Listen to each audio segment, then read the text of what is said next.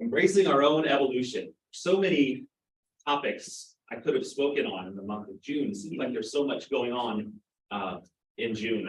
The minister at the church in Aiken invited me to speak there on the 18th and asked what I was speaking of.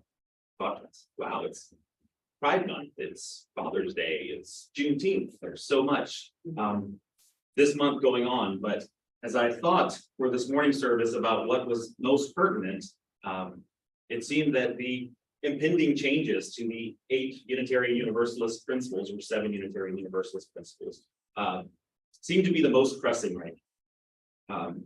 Embracing our own evolution. If ever there were a song that belonged in a Unitarian Universalist hymnal, it is "The Times They Are Changin'" by Bob Dylan. And who knows, maybe it will be added to a future edition that will inevitably be in the works rather soon. Although it's my opinion that the songs found in the pages of both UU hymnals, Singing the Living Tradition and Singing the Journey, are somewhat outdated. The necessity for a new edition is not because of the songs found within the pages, but because the 7 principles found on the first pages of both hymnals will more than likely soon cease to define Unitarian Universalism as a religious movement. Now, I don't know how much time any of you spend keeping current on changes within the Unitarian Universalist Association. Maybe you learned of these upcoming changes months ago, and you've had time to process it already. Or maybe you're hearing about it for the first time today. If so, I can certainly understand how you may be feeling, as I learned about this imminent change in the same way that you are. Although I'm probably supposed to read every newsletter and article put out by the Unitarian Universalist Association, I will admit to you that I do not. I even sometimes scroll past emails from the UUA. And so I missed the announcement published by the UUA president this past January, and it was not until just a few weeks ago, sitting on the pews of my church, that I learned that the 7 principles, or 8 for my congregation and many others, would soon be changing. I'd like to say that my response was to heed the words of the first verse of Bob Dylan's beloved hymn. I wish I could boast that when I saw the waters around me had grown and that soon I'd be drenched to the bone, I immediately started swimming. But the truth is, I sank like a stone. For a day or two, I became the person to whom the song is addressed, person who is fearful and even resistant to change. For a short while, I became the opposite of whom I purport to be. I define myself as a progressive, someone who's not merely open to change as it organically happens around me, but a person who sees the world through a forward-thinking and visionary lens and seeks to be an agent of change. But when I heard that the defining principles of our faith would soon cease to define our faith, I must admit that progress didn't seem so appealing to me. When I was in my mid-20s, the theological foundation upon which I had built my life began to crack. Then at age 27, when I finally found the courage to admit and accept my sexual orientation, that foundation seemed to crumble to pieces as I was forced to abandon the church and religious beliefs that had largely shaped who I was as a person. As I began to try and reshape my theological foundation and to redefine who I was as a person of faith, I eventually found my way to a Unitarian Universalist church. During my first few Sundays as a visitor, I distinctly remember noticing pamphlets in the church foyer entitled "The Faith of Unitarian Universalist Christians," "The Faith of Unitarian Universalist Buddhists," "The Faith of Unitarian Universalist Jews," "Unitarian Universalist Humanists," "Pagans," etc. So I asked someone, are Unitarian Universalist Christians, Buddhists, Jews, Humanists, Pagans? Her answer was, yes. Unitarian Universalists are all of those things and more. Her answer, as brilliant and accurate as it was, left me wondering if this was the church for me. I questioned how I could rebuild my theological foundation at a church that seemed to lack one itself. The idea of a church that was united by covenant rather than creed was appealing to me, but still somewhat insufficient. I felt that if I was going to get out of bed on Sunday morning and gather together with other people, we ought to share some common belief. I soon found the common belief I was looking for, however, in the 7, later 8, Unitarian Universalist principles. The inherent worth and dignity of every person, justice, equity, and compassion in human relations, acceptance of one another, and encouragement to spiritual growth in our congregations, a free and responsible search for truth and meaning, the right of conscience and the use of the democratic process within our congregations and in society at large, the goal of a world community with peace, liberty, and justice for all, respect for the interdependent web of all existence of which we are a part, and the 8th principle, adopted later by many congregations, journeying toward spiritual wholeness by working to build a diverse, multicultural, beloved community by our actions that accountably dismantle racism and other oppressions in ourselves and our institutions. These principles appealed to me both intellectually and spiritually. More importantly, though, they made me feel grounded theologically, something I had not felt since I had left the faith I was raised in, and something I had longed to feel again. Learning that these principles would soon be retired and replaced with something yet unproven left me feeling once again theologically unsettled. But over the next few days, I began to feel my theological foundation resettling. As I reflected on the sermon my minister, Reverend Day, preached, one point she made that helped to ease my anxiety about the loss of my beloved UU principles was coming to understand that they were never what defined Unitarian Universalism. Not only did Unitarian Universalism exist before the current 7 principles, I existed before the 7 principles. Moses didn't come down off the mountain with 7 principles inscribed on stone tablets. The first draft of the 7 principles was first introduced at General Assembly in 1984 and were officially adopted in 1985. The 7 principles replaced a previous version containing 6 principles, which had been in place since 1961 when the Universalist Church in America and the American Unitarian Association merged, forming the now Unitarian Universalist Association. Our denomination by far predates our current set of principles.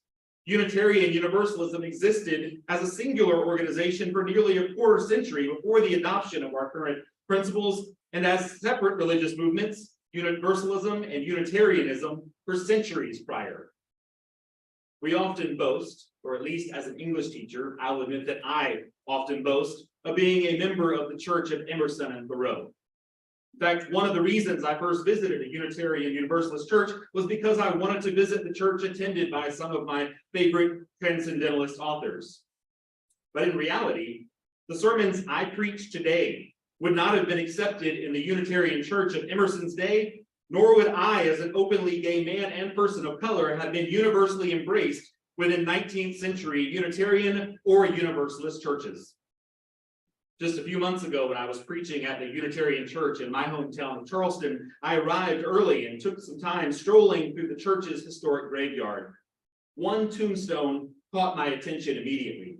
It read, Colonel Francis Dickinson, who died in Charleston on the 30th of December, 1835, aged 63 years, a devoted husband, an affectionate father, faithful friend, a kind master. I could not help but notice the stark contrast between what this church once stood for and what it stands for today. A church that once thought it was complimentary to note on a man's grave that he was kind to the human beings he enslaved as chattel, today has an openly gay woman as its settled minister. It is a church that today probably does more than any other church in its community to bring about social justice. The historic building and grounds are a relic of the 18th century when it was built, but the congregation that occupies that building today is no relic of the past. The church I am a member of in Savannah recently began to dig into our own history. For years, we boasted of the abolitionist stance our church took in the 19th century, but we learned this stance was largely dependent on who the minister was at the time. The fact is, we may occupy some of the same church buildings today as Unitarians and Universalists of the past, But the Unitarian Universalist church today is not the same church it was in the past. We are and always have been an ever-evolving religious movement. Unitarian Universalists in the early 1980s recognized that they were not the same as the church founded during the merger of 1961. And so they drafted a document that more accurately reflected their shared values. Our current principles are not a creed upon which our religious tradition was built. They were never intended to define what Unitarian Universalism was, is, and always will be. Rather, they were created as an expression of our growth and evolution as a religious movement. Once again, we are called upon to examine our principles, our religious movement, and ourselves, and to create a statement that reflects the values we share today, as well as one that will shape the next generation. The recommended changes to our current principles and purpose, if accepted in its current draft, will read, as Unitarian Universalists, we covenant congregation to congregation and through our association to support and assist one another in our ministries. We draw from our heritages of freedom, reason, hope, and courage, building on the foundation of love. Love is the power that holds us together and is at the center of our shared values. We are accountable to one another for doing the work of living our shared values through the spiritual discipline of love. Inseparable from one another, these shared values are interdependence, pluralism, justice, transformation, generosity, and equity. The shared values are represented by the image of a chalice with an overlay of the word love on the flame, with 6 outstretched arms that create a circle, each around the core values, and form a 6-petal flower shape. Although what is represented here are all values I wholeheartedly embrace and endorse, as I sat on the pew of my church not long ago and heard a sermon similar to this one, I was still saddened. I now realize what I was feeling was grief. I felt I was losing something that was not only familiar, but sacred to me. Although my emotional response may have been legitimate, it isn't really accurate to say that we are losing something in this change. Yes, the principles we cherish will likely be replaced by a set of 7 shared values, but those 7 values were influenced by the current 8 principles. So even as we make this transition, we do not lose our current UU principles. Moreover, it is impossible to lose these principles because their influence goes far beyond anything that can be put to paper to represent what we believe and stand for. For nearly 40 years, Unitarian Universalist principles have shaped the people who make up our congregations and the work we do as individuals and as congregations. And that is something that can never be lost nor done away with. When a new hymnal is published to include the new shared values, I don't know if Bob Dylan's song will make the cut, but if it does, see if I can do this, I'd like to recommend an added 6th verse.